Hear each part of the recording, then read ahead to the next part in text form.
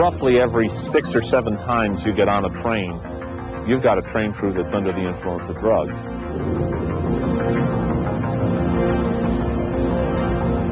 We think a child who gets on a train expecting to go back to her school has a reasonable right to get there alive.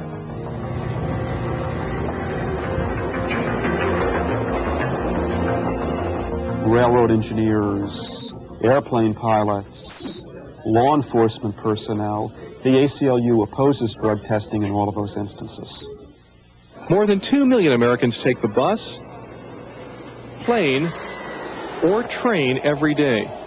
And in all, the nation's public transportation systems are reasonably safe.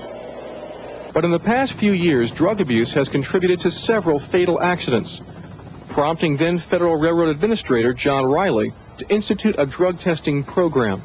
Back in 1986 and 1987, we had 1 out of every 7 employees we tested on urban transit systems come up positive for alcohol or drugs. And if you want to call that a numbers game, you can. But it means that you had a 1 in 7 chance of having an engineer under the influence of cocaine or marijuana or some other drug operating the train you were riding on. And those are really frightening numbers. That's why we had to do what we did. But the ACLU opposes drug testing of public transportation operators. Why? You are making them reveal private bodily parts, perform a private, intimate bodily function in front of a government agent. The ACLU is absolutely intoxicated with the idea of individual rights. It has nary a word to say about the responsibilities of the individual. And if individuals are morally irresponsible, they are not going to use rights, they're going to abuse their rights, which means that other people's rights will be decimated as a result. Roger and Susan Horn live outside Baltimore, Maryland. On January 3rd of 1987, their 16-year-old daughter, Cherise, was preparing to take the train back to school after the Christmas holidays. The fact that she had a rather heavy suitcase, I helped her be able to get on the train, so we took her down to the track and both gave her a big hug and kiss and said, "Call me as soon as you get there." And off the train went. At about 1:30 that day, you had Amtrak's Colonial and 3 Conrail engines were both moving north on parallel tracks toward an interlocking, which is a railroad term for an intersection. The Amtrak train had authority to go through that intersection at 105 miles an hour. The Conrail engines had been ordered to stop, allow the Amtrak train to pass, and to come in behind it. All of that notwithstanding, the Conrail train ran through 6 signals at about 62 miles an hour, pulled out in front of the Amtrak train, and they collided 7 seconds later.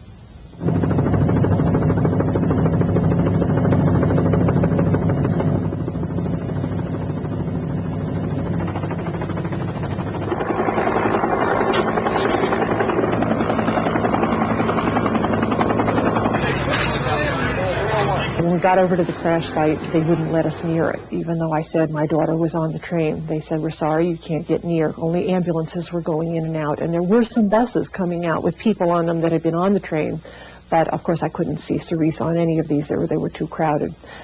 So we decided we'd go back home and wait. But as the night went on and we saw more of the news coverage of this, I began to get more and more concerned. And at about 4 o'clock in the morning, we heard this scream downstairs, and we all came running down. And Corinne said, "Mommy," she said, "they've just announced that they found a 16-year-old girl, and she's coming off the train now."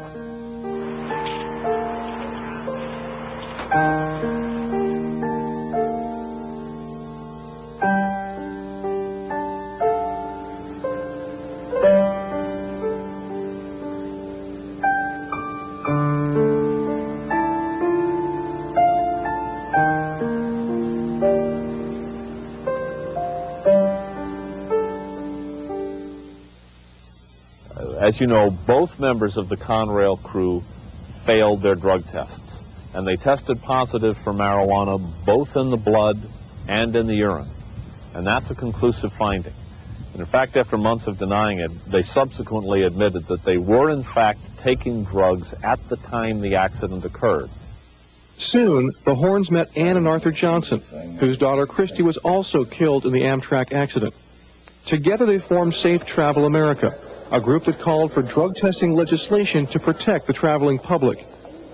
Eventually, Missouri Senator John Danforth, whose daughter Jody was also scheduled to ride that train, introduced a drug testing bill to the U.S. Senate. But during Senate hearings on the bill, the Horns and Johnsons found themselves opposed by unions and ACLU attorneys. We're opposed to the use of drug testing in the workplace. I don't think it's worth the cost. I don't think that the improvement in safety would be enough, or the improvement in performance would be enough to justify abandoning our free society. What percentage of the real drug problem are you going after by subjecting innocent masses of individuals to these urine tests? On the other hand, you are also invading not only the privacy of those people, but I think you're really undermining the value of privacy in our society more generally. I don't know how you can talk with any credibility about a balance between the momentary inconvenience of giving a urine test and somebody's loss of life or limb in an accident.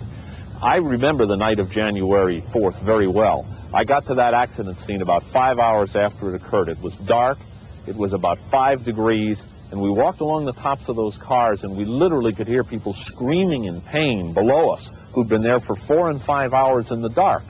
How you can balance their suffering against the momentary inconvenience of giving a urine test, which people do all the time in their annual physicals, I just don't understand.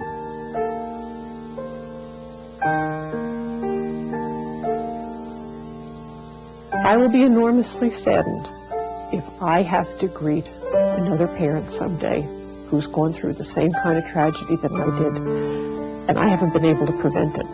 That's what keeps me working, is to know that if I work hard enough, maybe I can prevent that person from suffering what I've had to suffer.